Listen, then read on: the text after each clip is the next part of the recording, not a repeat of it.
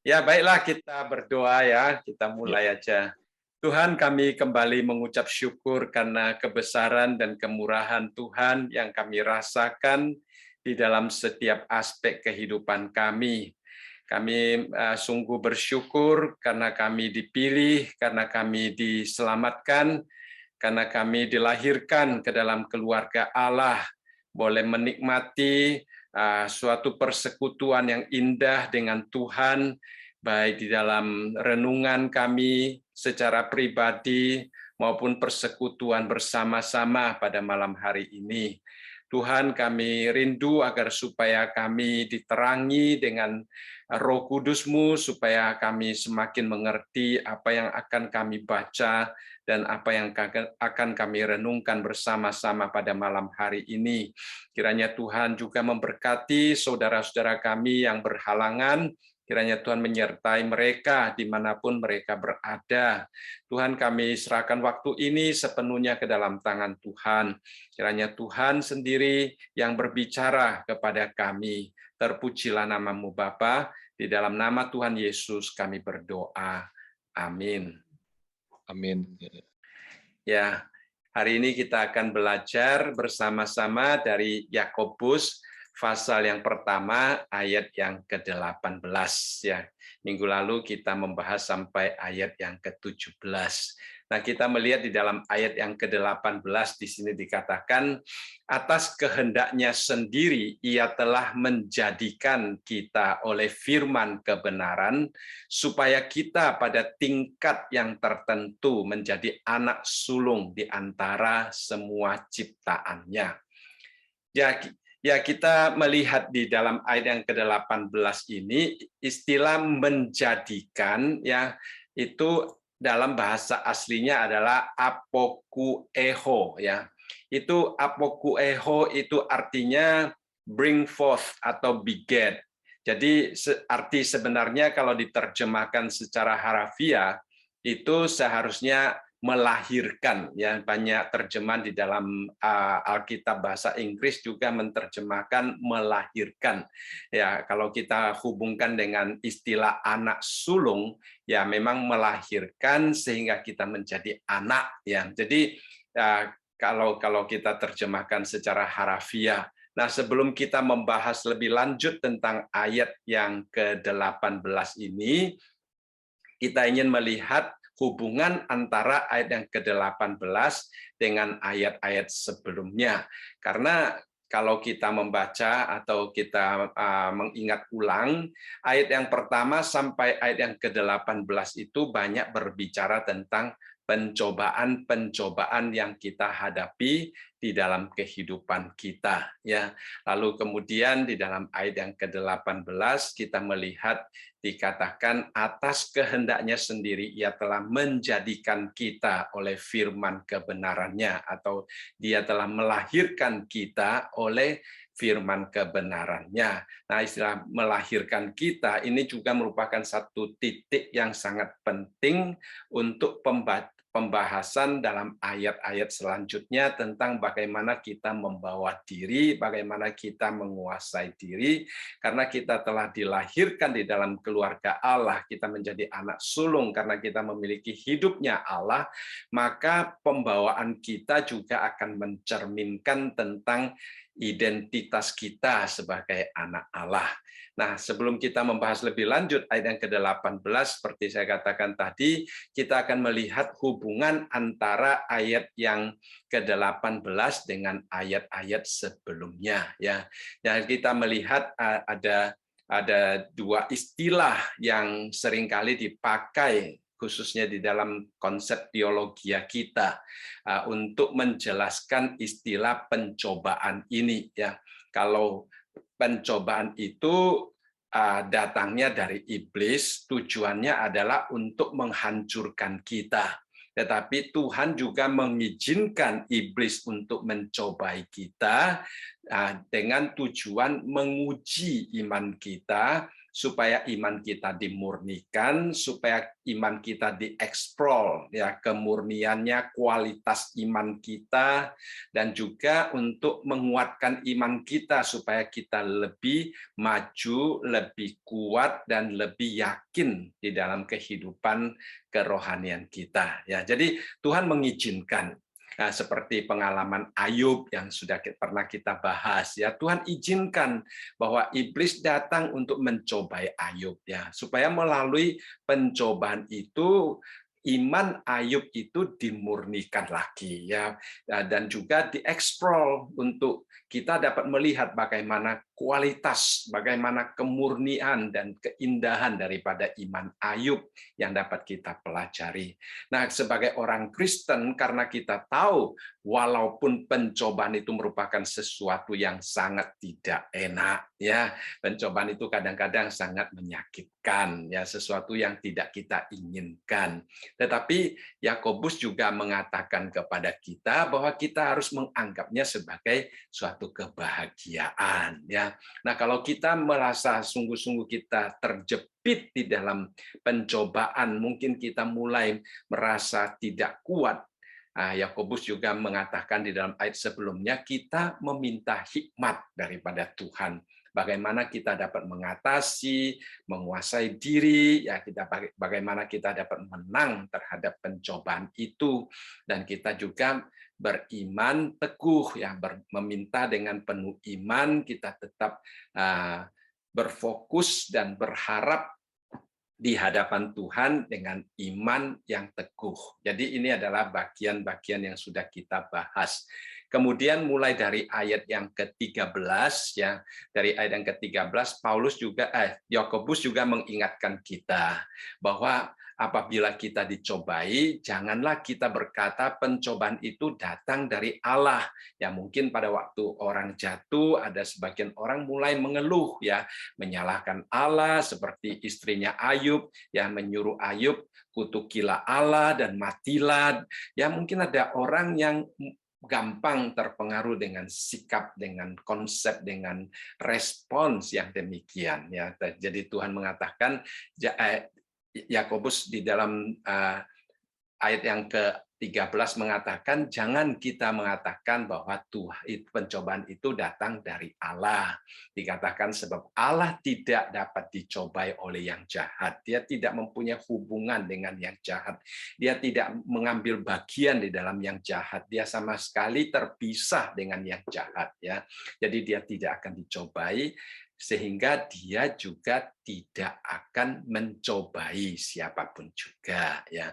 Kemudian dia juga menuliskan kepada kita dicobai karena keinginan kita sendiri, ya. Kita diseret dan dipikat oleh keinginan kita bagaikan umpan, ya.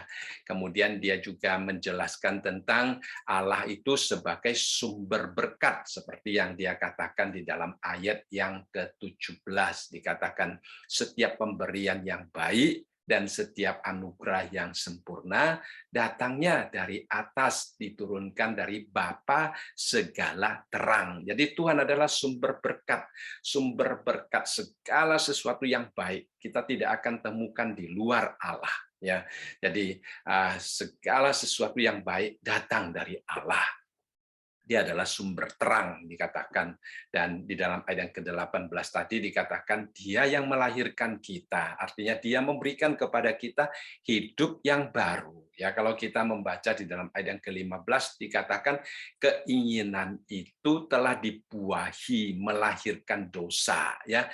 Jadi kita melihat di sini ada suatu paradoks, ya, suatu pertentangan antara kehendak Allah dengan keinginan manusia, ya. Kehendak Allah itu melahirkan kita dan memberikan kita hidup yang baru. Sedangkan keinginan manusia yang jatuh di dalam dosa itu hanya dapat melahirkan dosa yang mendatangkan maut, ya. Jadi kita melihat di sini sangat jelas adanya suatu pertentangan antara kehendak Allah dengan keinginan manusia, dan juga antara hidup dan maut di sini, ya. Jadi dalam ayat yang ke-18 Yakobus menggunakan kalimat ini untuk mengingatkan kita, kalau kita benar-benar mendapatkan hidup yang baru daripada Allah, kalau kita benar-benar orang percaya yang sudah diselamatkan, yang memiliki hidup baru, memiliki hidup Allah, maka kita tidak mungkin mengatakan waktu kita dicobai Allah. Karena Allah hanya bisa memberikan yang baik, berkat-berkat yang baik, dan anugerah-anugerah yang baik, dan Allah juga hanya bisa memberikan hidup yang berkelimpahan, ya. Jadi kita jangan mengatakan bahwa kita dicobai oleh Allah. Jadi ini adalah suatu rangkuman ya secara umum dari ayat-ayat sebelumnya. Dan kemudian kita melihat di dalam ayat yang ke-18 ya. Kalau kita melihat di dalam ayat yang ke-18 dikatakan di sini atas kehendaknya sendiri. Jadi bagian pertama kita akan melihat bahwa kelahiran baru kita ya adalah kehendak Allah. Allah sebagai pemberi hidup baru, dia sebagai pencipta hidup baru, ya dikatakan di sini ia yang menjadikan kita, ia yang melahirkan kita, ia yang membawa kita ke dalam suatu kondisi yang sama sekali baru, ya. Dan kemudian kita melihat alat ataupun cara yang Tuhan pakai, yaitu oleh firman kebenarannya, ya. Ini adalah sarana yang Tuhan pakai, kebenaran Allah di dalam melahirkan kita. Kemudian kita melihat bagian yang ketiga tentang keadaan kita setelah kita dilahirkan kembali sebagai anak sulung daripada Allah.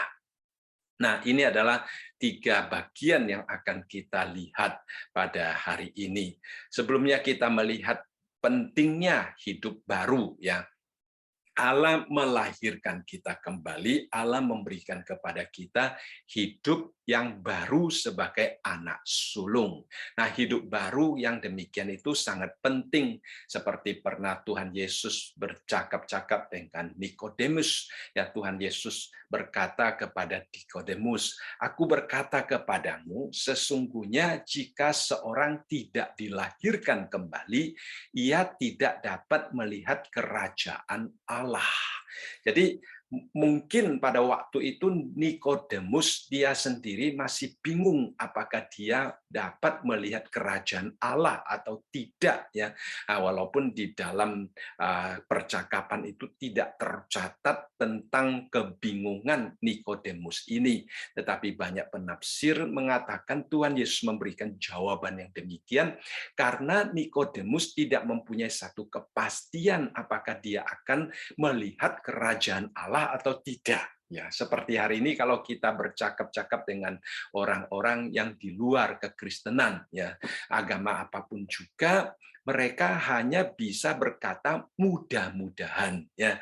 Walaupun istilah surga bagi agama-agama lain mereka memakai istilah yang berbeda-beda, tetapi mereka tidak mempunyai satu kepastian. Mengapa? Karena mereka hanya mengandalkan usaha manusia. Usaha manusia tidak memberikan kepastian kepada manusia apakah dia akan masuk surga atau tidak. Jadi kita melihat di sini Yesus memberitahukan kepada Nikodemus bahwa kita mempunyai kepastian, dan kepastian itu kita terima, kita miliki karena kita akan karena kita dilahirkan kembali, ya. Jadi kelahiran baru merupakan syarat yang sangat penting. Ya, ada seorang mengatakan bukan karena kita ke gereja maka kita boleh melihat kerajaan Allah, bukan juga karena kita melayani, bukan pula karena kita memanggil nama Tuhan, ya, karena Tuhan Yesus berkata pada akhirnya ada orang yang berkata, "Tuhan, bukankah aku atas namamu melakukan ini dan melakukan itu?" Mungkin Tuhan bisa berkata, "Aku tidak mengenal engkau." kekal. Ya, jadi syaratnya bukan karena kita ke gereja, bukan karena kita melayani atau memanggil nama Tuhan, tetapi yang paling penting apakah kita mempunyai hubungan yang langsung dengan Tuhan, apakah kita dilahirkan kembali memiliki hidup Kristus di dalam kehidupan kita, ya. Nah, seorang penulis pernah berkata demikian, kita kalau lahir 2 kali, kita mati 1 kali katanya. Tetapi kalau kita lahir 1 kali saja, kita akan mati 2 kali, ya. Nah, kita pernah membahas ya, mati yang pertama adalah mati secara fisik, mati yang kedua adalah mati secara roh, ya, mati yang kekal. Tetapi kalau kita lahir 2 kali, kita hanya mati secara fisik, tetapi roh kita akan memasuki kehidupan yang kekal. Jadi kita sekarang dilahirkan kembali, berarti sebagai orang Kristen kita lahir 2 kali, kita hanya akan mengalami kematian 1 kali. Tetapi orang yang hanya lahir 1 kali, ya secara fisik saja tidak dilahirkan kembali, dia akan mati 2 kali katanya. Ya, nah seperti juga yang dikatakan di dalam Efesus pasal yang kedua, ya Efesus pasal yang kedua ayat yang pertama, kamu dahulu sudah mati karena pelanggaran-pelanggaran dan dosa-dosamu. Jadi ini adalah sesuatu keadaan manusia yang perlu dilahirkan kembali, perlu memiliki hidup karena kita sudah mati, dan karakteristik daripada kematian seseorang bukan secara fisik, ya, bukan sesuatu yang dapat dilihat, tetapi mati karena pelanggaran-pelanggaran dan karena dosa-dosa. Dan kemudian di dalam ayat yang kedua dikatakan kamu hidup di dalamnya. Nah, hidup di dalam mana? Hidup di dalam kematian. Artinya kualitas dan kondisi kehidupan kita sebelum kita mengenal Tuhan, kita hidup di dalam apa? Hidup di dalam kematian, saudara sekalian. Artinya kita berjalan di dalam kematian, kita beraktivitas di dalam kematian, semua gerak-gerik kita dikontrol dan didikte oleh suatu sistem yang sudah mati, suatu sistem kejahatan. Dikatakan di sini kita mati di dalam pelanggaran dan dosa-dosa. Jadi kehidupan kita dikontrol dan didikte oleh sistem pelanggaran dan dosa-dosa, ya. Jadi kita tidak lagi mengikuti pimpinan Tuhan, bahkan di sini dikatakan kita menaati, ya, penguasa kerajaan. Jadi kita mengikuti jalan dunia, kita menaati penguasa kerajaan angkasa. Siapa penguasa ini?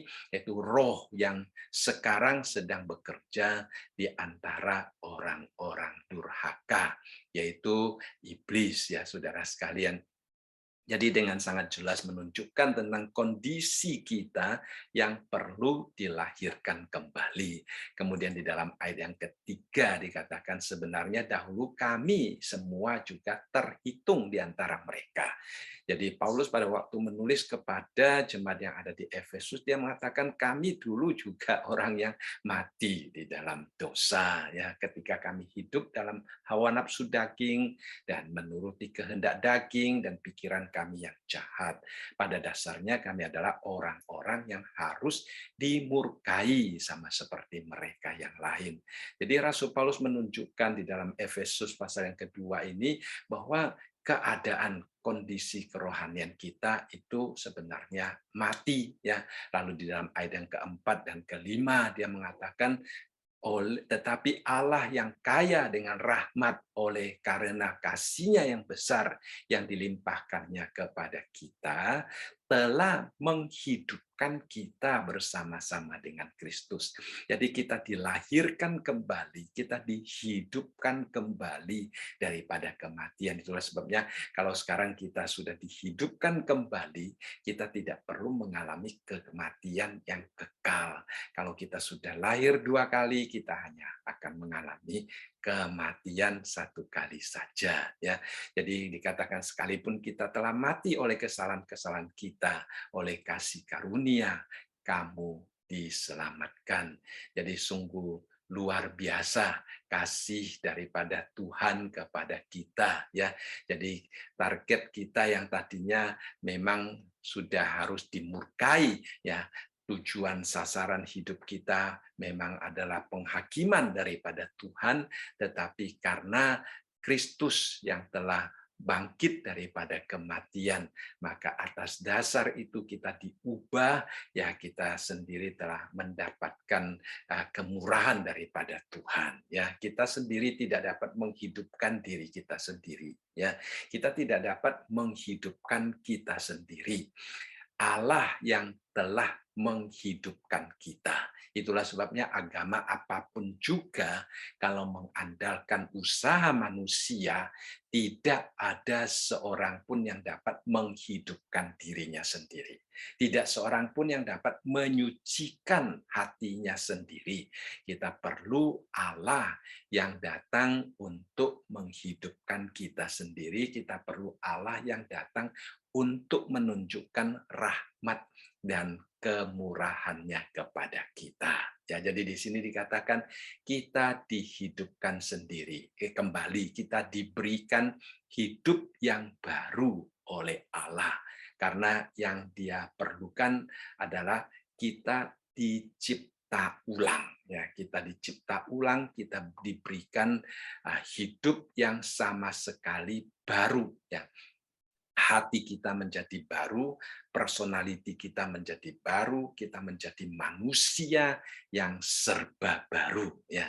Itulah sebabnya dikatakan di sini bahwa kita dilahirkan oleh Allah, ya, menjadi anak yang baru, ya. Seperti yang juga dikatakan di dalam 1 Yohanes pasal yang kelima ayat yang pertama, dikatakan di sini, setiap orang yang percaya bahwa Yesus adalah Kristus lahir dari Allah, ya.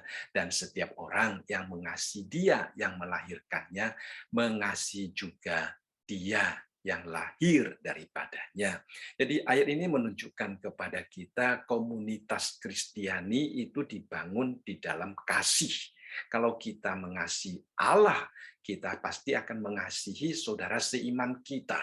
Kalau kita tidak mengasihi saudara seiman kita, mungkin yang perlu dipertanyakan adalah apakah ada hidup Allah di dalam hidup kita. Ya, jadi ini adalah sesuatu yang sangat penting sebagai ukuran untuk melihat apakah kita dilahirkan kembali atau tidak, ya. Jadi kita dilahirkan kembali walaupun secara fisik kita tetap sama, ya, tetapi secara rohani kita sudah tidak sama, ya. Secara fisik kita tetap sama, secara rohani kita sudah tidak sama. Allah tidak merubah keadaan luar kita, tetapi Allah memberikan kepada kita hidup, ya. Hidup kita mengalami perubahan yang radikal, yang total. Nah, jadi kita sama sekali berbeda dengan keadaan kita dulu, ya. Keadaan dalam kita berubah dan kita mencerminkannya, ya. Kita mempraktekkannya melalui suatu kehidupan yang baru, seperti yang dikatakan di sini, kita mengasihi Allah dan juga kita mengasihi saudara-saudara seiman kita, ya. Nah, juga dikatakan di dalam 1 Yohanes pasal yang ketiga ayat yang ke-9 bahwa setiap orang yang lahir dari Allah tidak berbuat dosa lagi, sebab benih ilahi tetap ada di dalam dia dan ia tidak dapat berbuat dosa karena ia lahir dari Allah. Jadi tadi dikatakan kalau kita lahir daripada Allah, kita akan mengasihi Allah dan juga kita akan mengasihi dia yang lahir daripada Allah, yaitu saudara seiman kita, ya. Kemudian dikatakan kita diberikan suatu benih ilahi. Wah, luar biasa saudara sekalian ya. Kita diberikan benih ilahi, hidup kita, hidup yang baru, bukan saja hidup yang baru, kualitasnya sama sekali berbeda dengan hidup sebelumnya. Kalau dulu kita ada benih hawa nafsu yang mematikan, sekarang kita memiliki benih ilahi yang menghidupkan kita, yang menolong kita, mengubah hidup kita, cara berpikir kita diubah, konsep nilai kita diubah, cara kita memandang orang lain diubah, cara kita memandang pencobaan-pencobaan, meresponi pencobaan-pencobaan diubah dengan benih ilahi, cara kita memandang dan mengenal Allah berubah, hati kita akan lebih cenderung untuk mendengarkan Allah dan mentaati Tuhan. Kalau tadi dikatakan kita mengikuti dunia, kita menaati ilah-ilah, roh-roh yang bekerja di dalam hati orang-orang durhaka. Sekarang karena kita memiliki benih ilahi di dalam hidup baru kita, maka yang kita dengarkan adalah suara Tuhan, yang kita taati adalah pimpinan Tuhan. Nah, itu luar biasa saudara sekalian, suatu perubahan yang total, yang radikal, ya sama sekali berubah. Kemudian kita melihat di dalam ayat ke-18 lagi dikatakan atas kehendaknya. Ya, jadi kita boleh dilahirkan kembali bukan berdasarkan kehendak manusia. Dikatakan keinginan kita hanya dapat melahirkan dosa. Keinginan kita hanya dapat menghasilkan maut. Tetapi Allah atas kehendaknya telah melahirkan kita, ya. Nah, ini sama seperti secara fisik, saudara sekalian, ya. Pada waktu kita dilahirkan secara fisik, anak itu tidak berkehendak, ya. Yang berkehendak supaya anak itu lahir adalah kedua orang tuanya. Ya, papa mamanya yang mengambil keputusan. Papa mamanya yang berkehendak. Walaupun sebagai orang Kristen kita tahu bahwa anak adalah anugerah, pemberian daripada Tuhan, ya, tetapi yang mengambil keputusan secara fisik, yang mengambil berkehendak secara fisik itu adalah rencana dan kehendak daripada orang tua. Ya, anak tidak pernah berkata saya mau lahir dari orang tua ini dan sebagainya. Anak itu tahu-tahu sudah dilahirkan oleh orang tuanya, ya. Jadi kita secara rohani juga demikian. Kelahiran baru kita bukan berdasarkan kemauan kita, bukan berdasarkan inisiatif kita, tetapi semata-mata merupakan kehendak Allah, inisiatif dari Allah untuk melahirkan kita kembali, ya.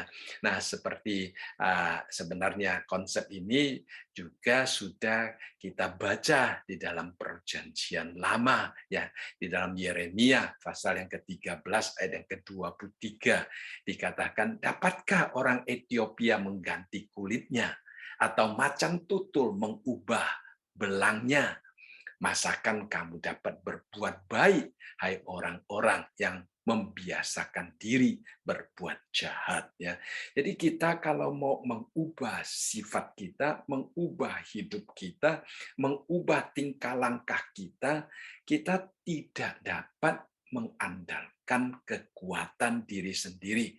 Bahkan Yeremia menggunakan perumpamaan tentang orang Ethiopia mengganti kulitnya, ya, ataupun macan tutul mengubah belangnya. Nah, saudara sekalian, dikatakan di sini kalau kita ingin mengubah hidup kita, kita tidak mungkin mengandalkan diri kita sendiri, ya. Nah, bagaimana kita di dalam Yeremia sebenarnya juga mengatakan di dalam pasal yang ke-31 ayat yang ke-31 sampai 33 dikatakan sesungguhnya akan datang waktunya, demikian firman Tuhan. Aku akan mengadakan perjanjian baru dengan kamu, kaum Israel dan kaum Yehuda, bukan seperti perjanjian yang telah aku adakan dengan nenek moyang mereka pada waktu aku memegang tangan mereka untuk membawa mereka keluar dari tanah Mesir. Perjanjianku itu telah mereka ingkari, meskipun aku menjadi Tuhan yang berkuasa atas mereka, demikianlah firman Tuhan. Tetapi beginilah perjanjian yang kuadakan dengan kaum Israel sesudah waktu itu, demikian firman Tuhan, aku akan menaruh Tauratku dalam batin mereka dan menuliskannya dalam hati mereka. Maka aku akan menjadi Allah mereka dan mereka akan menjadi umatku. Jadi kita tahu dan perjanjian yang sebelumnya ya Taurat Tuhan ditulis di dalam loh batu ya.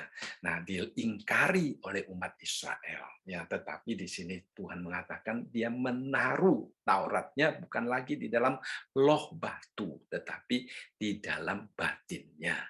Tuhan memberikan kepada mereka satu hati yang baru sehingga mereka boleh selamanya yang dikatakan di sini, maka aku akan menjadi Allah mereka dan mereka akan menjadi umatku. Hubungan itu akan terjalin dengan baik karena hati mereka, ya hati kita telah ditaruh loh Allah, ya yaitu Taurat Tuhan ditaruh di dalam hati kita. Jadi ini adalah suatu cara Allah membawa pembaharuan di dalam hidup kita karena kita sendiri tidak dapat merubah hidup kita seperti yang dikatakan dalam ayat sebelumnya ya. Jadi ini adalah suatu kelahiran baru sesuai dengan kehendak Allah, bukan kehendak manusia. Nah, seorang pernah berkata ya, bukankah di dalam Yohanes pasal yang ketiga dan ke-16 menjanjikan karena begitu besar ya kasih Allah akan dunia ini sehingga ia telah mengaruniakan anaknya yang tunggal supaya setiap orang yang percaya kepadanya tidak binasa melainkan beroleh hidup yang kekal. Jadi seolah-olah kita berinisiatif untuk percaya katanya, tetapi kenyataannya tidak ada orang yang mau percaya. Kalau kita melihat secara kenyataan, manusia tidak percaya kepada Allah. Ya, walaupun Allah memberikan jalannya untuk manusia, tetapi manusia tidak mau percaya ya.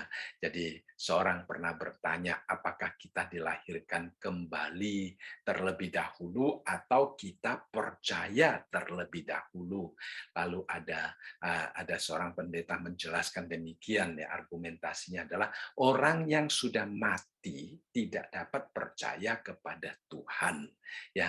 Jadi sebenarnya kita dilahirkan kembali dulu baru kita dapat menerima Yesus Kristus katanya. Jadi sebenarnya Roh Kudus sudah mulai bekerja di dalam hati kita, mengubah hati kita, memberikan kemampuan kita untuk menengadah kepada Allah, datang kepada Allah dan menerima anugerah yang Tuhan berikan ya. Karena firman Tuhan juga mengatakan Tuhan memandang dari langit melihat apakah ada orang yang mencari Dia dan Tuhan menemukan bahwa tidak ada ya, tidak ada. Apa yang dicari manusia di dalam dunia ini kita tahu ya, manusia mencari hal-hal yang bersifat sementara, manusia mencari materi-materi yang dapat memuaskan keinginannya. Tidak ada manusia yang sungguh-sungguh mencari Allah. Bahkan di dalam agama pun kalau kita melihat manusia mencari agama seolah-olah mereka mencari Tuhan, tetapi sebenarnya yang dicari bukan Tuhannya, tetapi berkat yang mereka cari daripada Tuhan yang mereka sembah. Jadi sebenarnya manusia tidak mencari Allah. Allah sendiri yang telah datang duluan, mengubah hidup kita, melahirkan kita kembali. Baru kita dengan hidup yang diberikan oleh Allah, kita dapat datang kepada Allah. Ya, nah seperti juga percakapan antara Tuhan Yesus dengan murid-muridnya. Ya, dengan murid-muridnya, karena kita tahu di dalam Matius pasal yang ke-16 ya, pada waktu itu Tuhan Yesus bertanya kepada mereka waktu mereka tiba di Kaisaria Filipi ya, Tuhan Yesus berkata, kata orang siapakah anak manusia itu ya. Lalu murid-muridnya menjawab, dia katakan mereka ada yang mengatakan Yohanes Pembaptis ya, ada yang mengatakan bahwa Yesus itu adalah Elia, yang ada pula yang mengatakan bahwa Yesus adalah Yeremia atau salah seorang nabi ya. Jadi orang-orang semua tidak mengenal Yesus. Nah, setelah mendengar jawaban murid tentang orang-orang lain, konsep orang lain di sekitar mereka tentang Tuhan Yesus. Nah, lalu dalam ayat yang ke-15 Tuhan Yesus bertanya kepada mereka, lalu tetapi apa katamu, siapakah aku ini? Ya, murid Tuhan Yesus sudah mengikuti Tuhan Yesus dan Tuhan Yesus ingin bertanya, siapa aku menurut kamu? Ya, nah saudara, kita sebagai orang Kristen kita jangan sampai tidak mengenal Tuhan Yesus ya.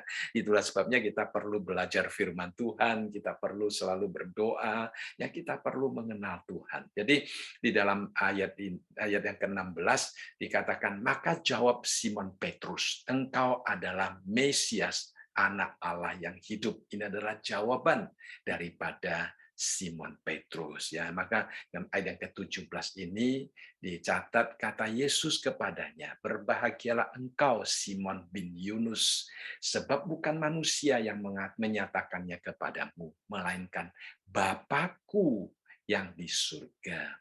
Jadi Simon Petrus dapat mengakui Yesus sebagai anak Allah ya, bukan karena dia sendiri mengenal Tuhan Yesus melalui mengikut Tuhan Yesus, tetapi Roh Allah, Allah sendiri yang bekerja di dalam hatinya, yang bersuara kepada dia sehingga dia sungguh-sungguh dapat mengenal Yesus sebagai anak Allah. Nah, kalau murid Tuhan Yesus yang dekat dengan Tuhan Yesus, yang melihat hidup Tuhan Yesus sendiri, tidak dapat mengenal Tuhan Yesus hanya dengan dirinya sendiri, bagaimana dengan kita pada hari ini? Ya, kalau kita hari ini mengakui Yesus Kristus sebagai juru selamat kita, itu sama sekali bukan karena kita. Ya, dikatakan di sini, sebab bukan manusia yang menyatakan itu kepadamu, bukan manusia, bukan orang lain, bukan diri kita sendiri yang menyatakan bahwa Yesus adalah anak Allah, melainkan Bapa yang di surga ya, yang menyatakannya kepada kita. Itulah kelahiran baru adalah sesuatu yang apa namanya, kita hanya terima karena itu adalah kehendak Allah, bukan keinginan manusia. Nah, memang kadang-kadang kita bingung ya, kadang-kadang kita bingung apa yang dimaksudkan dengan kelahiran baru itu ya. Nah, kalau kita masih bingung itu tidak apa-apa, karena kita melihat di dalam percakapan antara Tuhan Yesus dengan Nikodemus kembali ya, di sini dikatakan bahwa Nikodemus pun bingung ya. Di dalam ayat yang keempat dia katakan, bagaimana mungkin seorang dilahirkan kalau ia sudah tua, dan di dalam ayat yang ke-9 Nikodemus menjawab lagi, bagaimana mungkin hal ini terjadi. Jadi Nikodemus ya, Tuhan Yesus mengatakan di dalam ayat yang ke-10, engkau adalah pengajar Israel dan engkau tidak mengerti hal-hal itu. Nikodemus aja sebagai pengajar Israel yang membaca perjanjian lama, mengerti perjanjian lama dengan begitu baik, masih tidak mengerti apa yang Tuhan Yesus katakan. Ya, kalau kita masih bingung, tidak apa-apa. Tapi kita melihat Tuhan Yesus memberikan jawaban bahwa kita dilahirkan kembali karena kalau kita lahir yang pertama itu bersifat daging ya. Jadi kita dilahirkan kembali oleh roh dan air. Jadi kita dilahirkan kembali, kita bukan lagi daging ya, karena kerajaan Allah itu bukan terdiri dari darah dan daging. Nah, kita melihat di dalam percakapan Tuhan Yesus ini, Tuhan Yesus juga menggunakan istilah ya angin ya di dalam ayat yang ke-8 dikatakan angin bertiup kemana ia mau dan engkau mendengar bunyinya. Tetapi engkau tidak tahu dari mana ia datang dan kemana ia pergi. Demikianlah halnya dengan tiap-tiap orang yang lahir dari roh. Jadi sepertinya ini merupakan suatu rahasia Allah, misteri rohani yang tidak dapat dijelaskan dengan kemampuan manusia. Dikatakan angin bertiup kemana ia mau ya. Jadi kita walaupun hari ini ada ramalan cuaca yang bisa memberitahukan kepada kita angin itu akan bertiup ke arah mana, tapi kita sebagai manusia seperti yang Tuhan Yesus katakan, kita tidak tahu mengapa dia bertiup sedemikian rupa ya. Itu adalah kuasa Allah. Itu adalah pengaturan Allah. Jadi kita sebagai manusia, kita mungkin bisa meramal ya, kita bisa mengetahui, tetapi kita tidak bisa mengontrolnya, kita tidak bisa mengatasinya ya. Jadi itu juga terjadi di dalam proses kelahiran baru kita, dikatakan bahwa itu adalah atas kehendak Allah, sama sekali bukan berdasarkan keinginan kita ya. Kita tidak bisa berkata saya mau dilahirkan kembali atau saya tidak mau dilahirkan kembali, karena itu adalah atas kehendak Allah ya. Dan yang bagian kedua yang akan kita lihat selanjutnya adalah cara Allah memberikan hidup yang baru kepada kita ya. Cara Allah memberikan hidup yang baru kepada kita. Jadi dikatakan di dalam ayat yang ke-18, atas kehendaknya sendiri ia telah menjadikan atau melahirkan kita oleh firman kebenaran. Jadi Allah melahirkan kita kembali oleh firman kebenaran, melalui firman Allah. Nah, firman kebenaran ini ya di dalam Yohanes pasal yang ke-8 ayat yang ke-31 dan 32 dikatakan di sini, maka katanya kepada orang-orang Yahudi yang percaya kepadanya, jikalau kamu tetap dalam firman-Ku, kamu benar-benar adalah murid-Ku dan kamu akan mengetahui kebenaran, dan kebenaran itu akan memerdekakan kamu. Jadi di sini adalah firman Tuhan, firman yang disampaikan oleh Tuhan. Itu adalah kebenaran Allah ya. Jadi setiap firman yang tertulis di dalam Alkitab itu adalah kebenaran Allah yang dipakai Allah untuk menolong kita. Kemudian kalau kita melihat juga di dalam Yohanes ya, dalam Yohanes pasal yang ke-14 ayat yang ke-6 di situ dikatakan kata Yesus kepadanya, akulah jalan dan kebenaran dan hidup. Tidak ada seorang pun yang datang kepada Bapa kalau tidak melalui aku. Jadi kebenaran di dalam bagian yang pertama itu berbicara tentang firman yang disampaikan oleh Tuhan Yesus. Tetapi di dalam pasal yang ke-14 yang ke-6, kebenaran ini adalah firman yang telah menjelma menjadi manusia, yaitu Tuhan Yesus sendiri. Tuhan Yesus sendiri itu adalah kebenaran. Jadi dia adalah firman yang telah menjelma menjadi manusia. Dan bagian yang ketiga, kalau kita melihat di dalam Kolose pasal yang pertama ayat yang ke-5 dikatakan, oleh karena pengharapan yang disediakan bagi kamu di surga, tentang pengharapan itu telah lebih dahulu kamu dengar dalam firman kebenaran, yaitu Injil ya. Jadi di sini lebih terfokus lagi tentang Injil. Jadi secara umum firman yang Allah sampaikan itu adalah kebenaran. Dan kemudian firman yang telah menjelma menjadi manusia itu adalah kebenaran.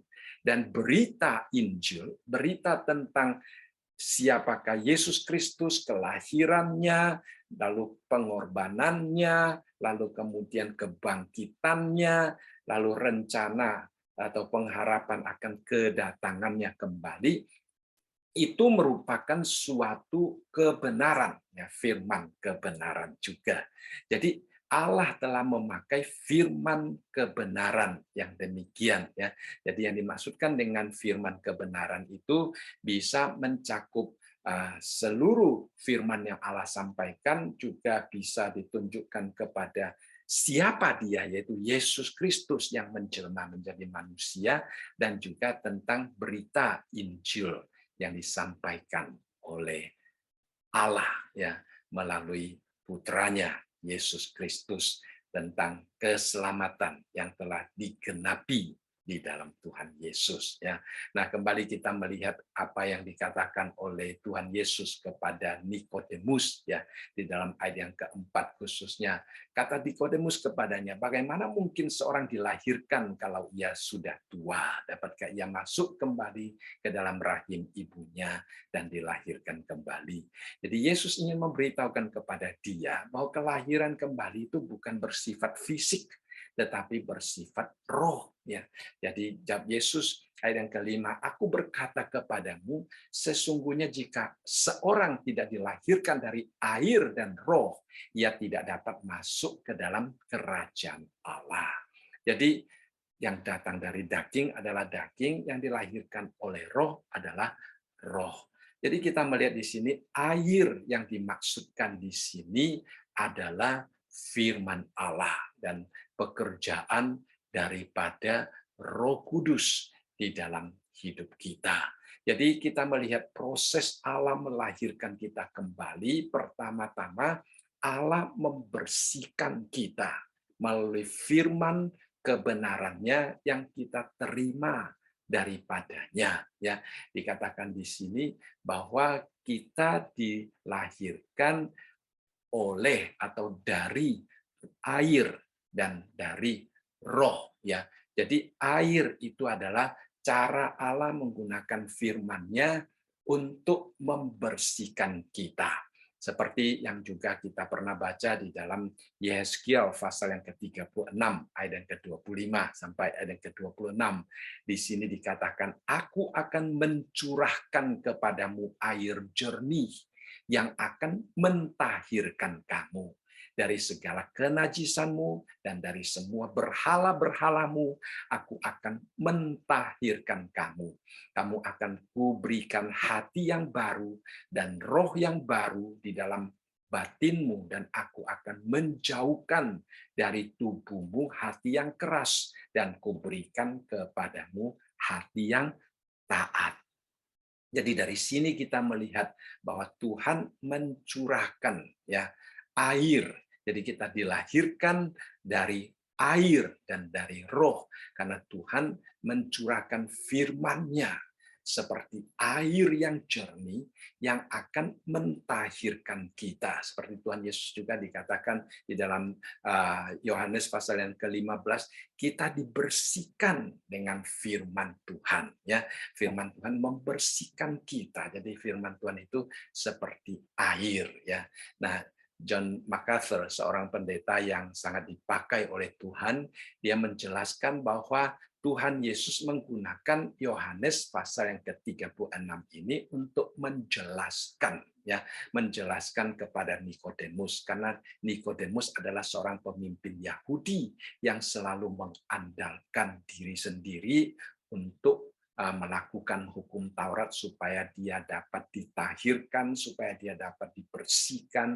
Nah, dia juga seorang guru Yahudi, tentunya dia adalah seorang yang sangat memahami perjanjian lama, termasuk Yehezkiel pasal yang ke-16.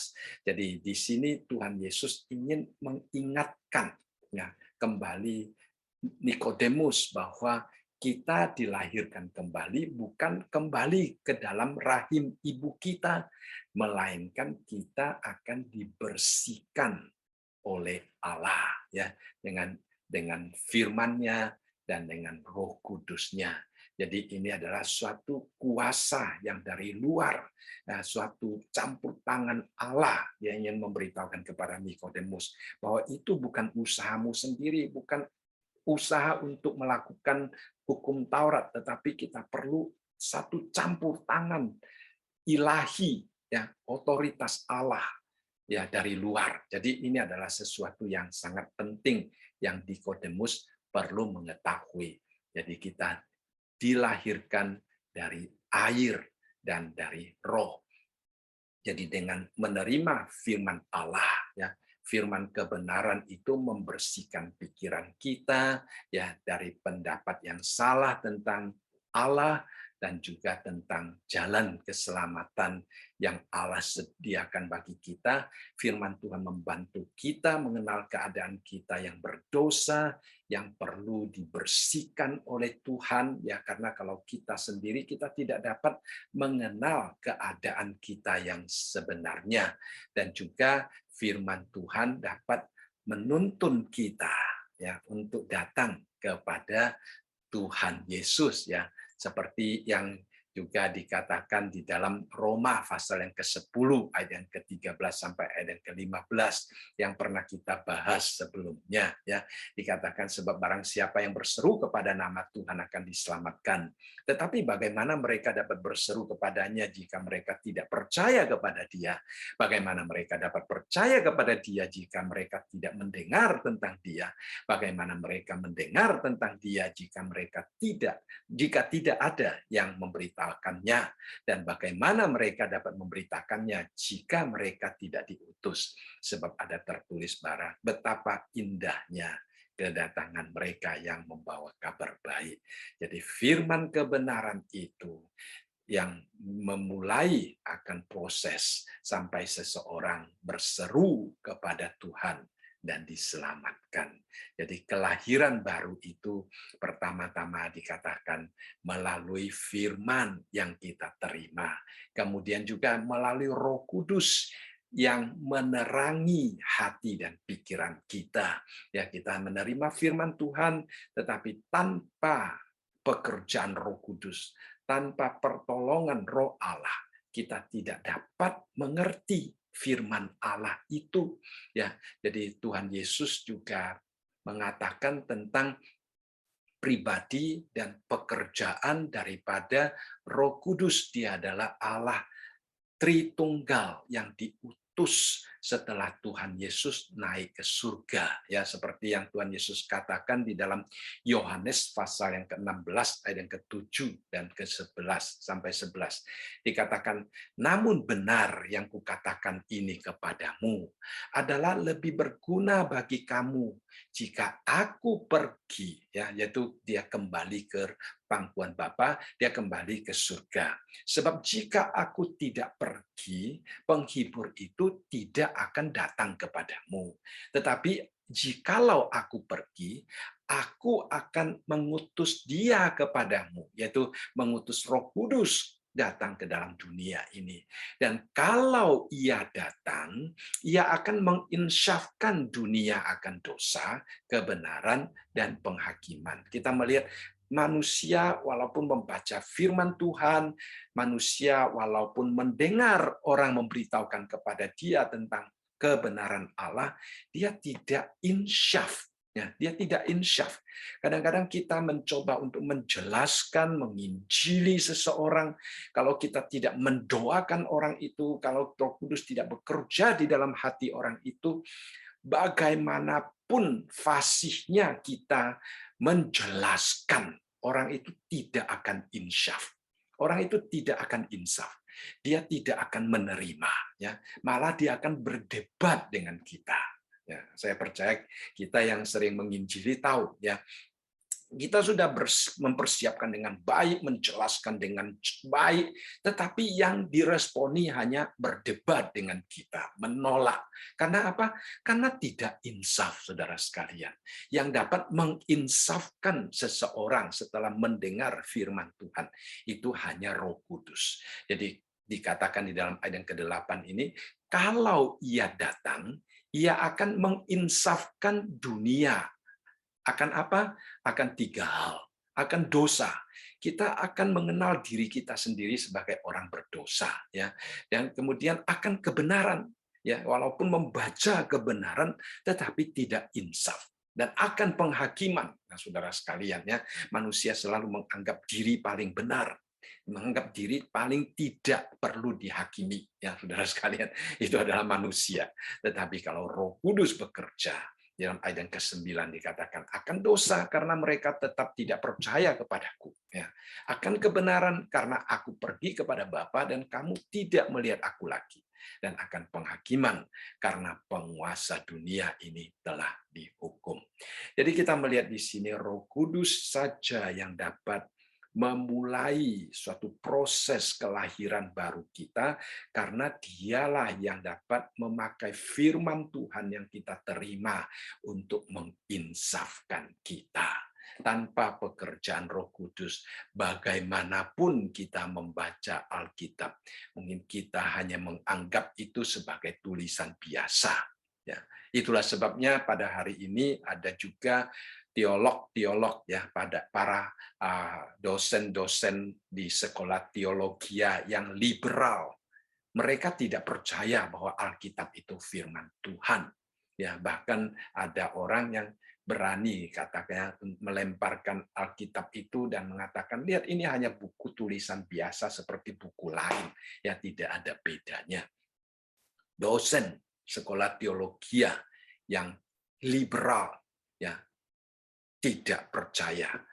Bultmann mengatakan dalam Alkitab banyak mitos, ya, banyak dongeng-dongeng. Itulah sebabnya dia menulis sebuah buku yang berjudul Demitologisasi, ya, untuk membuang mitos-mitos yang ada di dalam Alkitab. Jadi sebenarnya banyak orang, ya, mereka mungkin secara intelektual mereka sangat memahami akan Alkitab, tetapi secara spiritual mereka tidak percaya akan kebenaran Alkitab. Ya, itu adalah konflik antara intelek dan spiritual di dalam diri mereka. Karena apa? Karena hati mereka tidak diinsafkan oleh Roh Allah.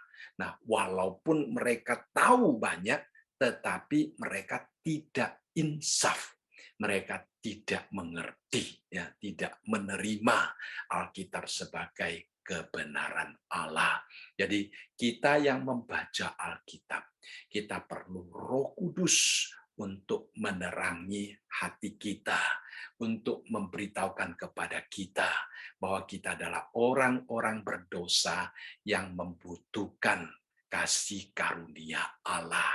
Kita diinsafkan kembali. Ya, jadi penting sekali, ya, kita dilahirkan kembali, bukan menurut keinginan kita, karena keinginan manusia yang sudah jatuh di dalam dosa hanya dapat melahirkan maut. Tetapi kita dilahirkan kembali atas dasar kehendak Allah. Ya. Dan kemudian melalui firman Allah. Dan kalau kita melihat percakapan Tuhan Yesus dengan Nikodemus, juga dikatakan melalui air dan roh.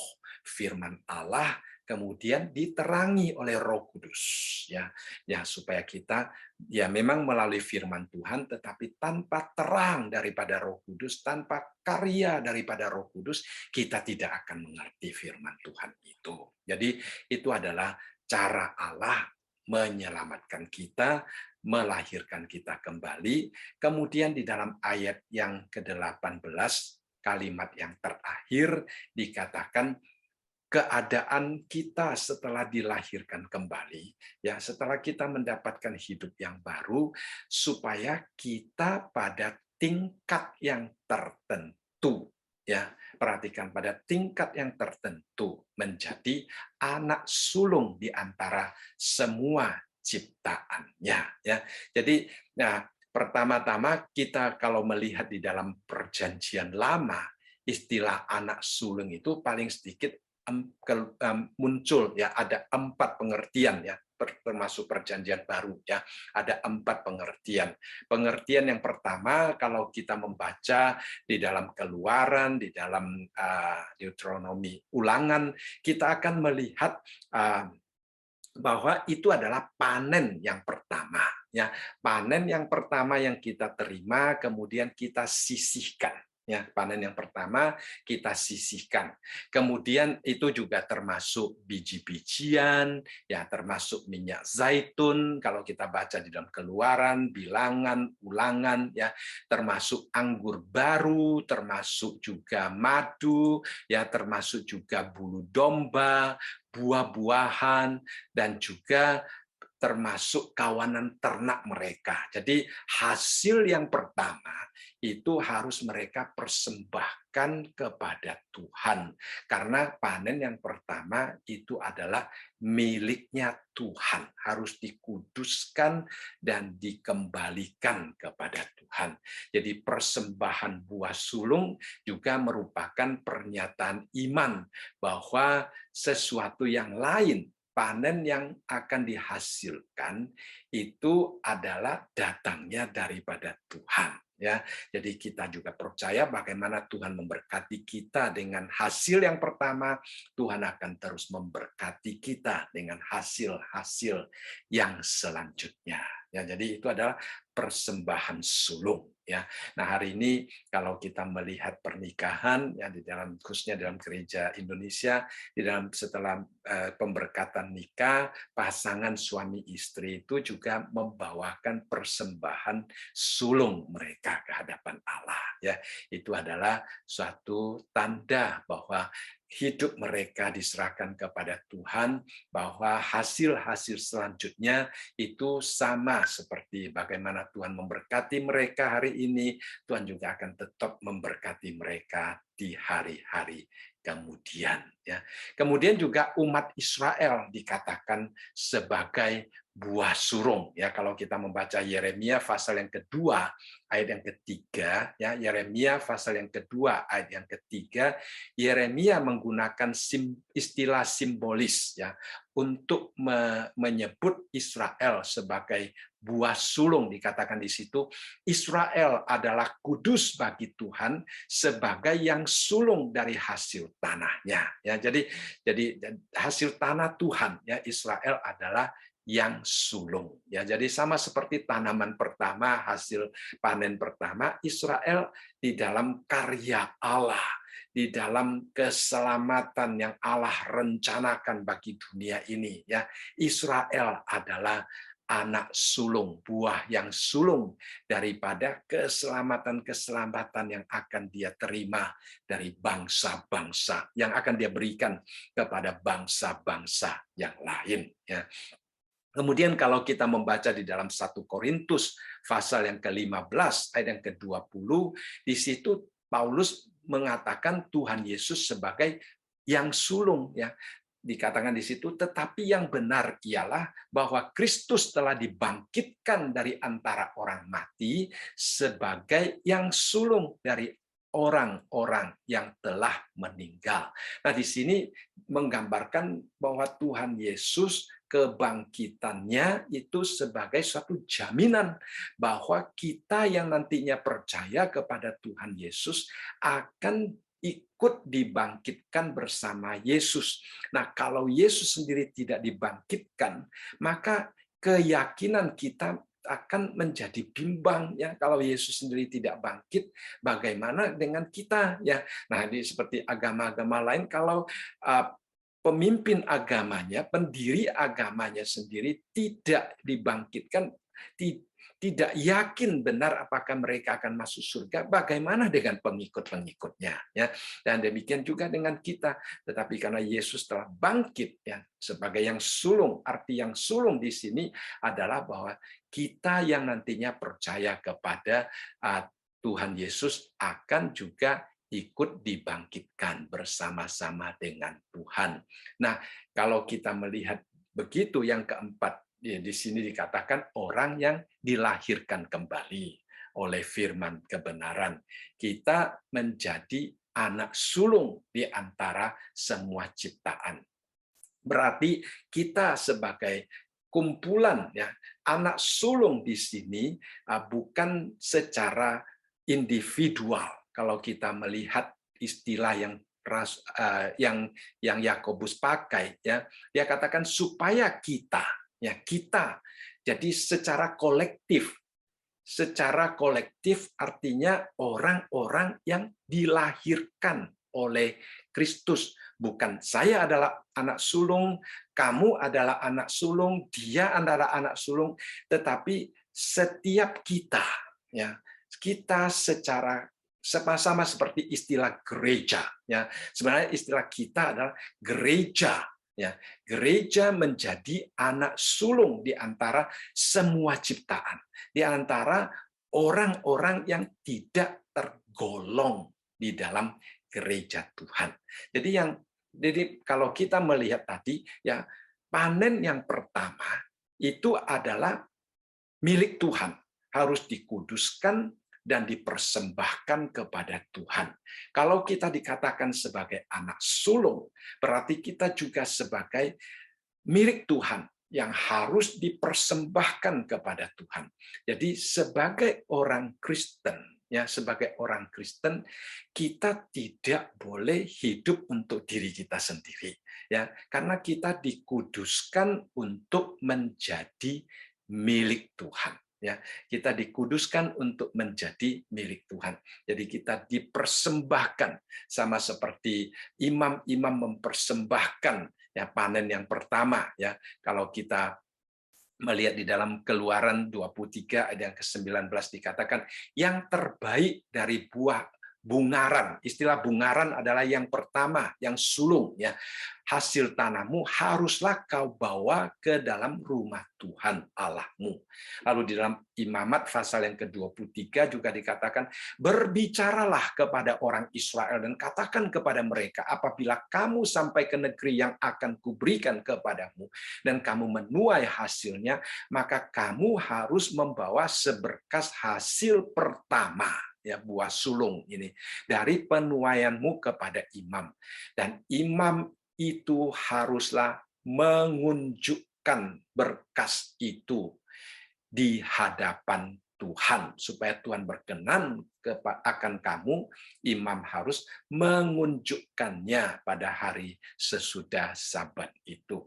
Jadi kita melihat di sini, kita sebagai anak sulung itu sepertinya kita diunjukkan, diangkat, di bawah ke hadapan Allah dan dipersembahkan kepada Allah. Jadi hidup kita setelah dilahirkan kembali bukan lagi milik kita, melainkan secara total kita menjadi milik Tuhan. Kemudian yang kedua pengertiannya, ya, seperti Tuhan Yesus, dia adalah buah sulung daripada mereka yang sudah meninggal, yang akan dibangkitkan kembali. Kita juga secara umum, secara kolektif sebagai gereja Tuhan yang sudah dilahirkan kembali, kita juga sebagai bukti, sebagai jaminan bahwa akan ada juga orang-orang lain yang akan diselamatkan untuk digabungkan bersama dengan kita, ya. Jadi ini adalah suatu jaminan bagi bangsa-bangsa, bagi umat-umat yang masih belum mengenal Tuhan Yesus, supaya mereka juga melihat bahwa sebagai orang percaya kita dilahirkan kembali, kita diberikan hati yang baru, kita diberikan hidup yang baru, kita diberikan suatu arah yang baru dan pengharapan yang baru. Jadi ini adalah satu jaminan, ya, bagi orang-orang yang belum percaya. Nah, di lain sisi ini juga merupakan satu dorongan yang baik bagi saudara dan saya di dalam kita menginjili orang lain. Kita ingin menginjili keluarga kita, kita ingin menginjili teman-teman kita ingin menginjili sahabat-sahabat, rekan kerja kita, ya. Keselamatan kita ini telah dibuktikan. Berarti keselamatan kita merupakan anak sulung, buah sulung, ya. Artinya merupakan suatu jaminan bahwa penginjilan kita juga akan mendatangkan hasil yang sama dan membawa orang yang kita diinjili. Tuhan akan memakai firman kebenarannya, Injil kebenarannya untuk merubah hati orang tersebut, untuk memperbaharui orang tersebut, untuk memberikan hidup yang baru kepada orang tersebut. Jadi ini adalah satu jaminan daripada Allah, ya, bahwa kita adalah anak sulung, bahwa kita juga akan menginjili, dan kita sebagaimana Tuhan menyelamatkan kita, Tuhan juga nantinya akan menyelamatkan mereka yang kita injili. Ya, ini adalah pengertian anak sulung. Ya, kesimpulannya kita melihat bahwa Yakobus ingin memberitahukan kepada kita, setiap kita akan mengalami pencobaan. Tetapi kita harus mempunyai sikap yang benar terhadap pencobaan. Menganggapnya sebagai berbahagia, meminta hikmat Allah, dan beriman teguh.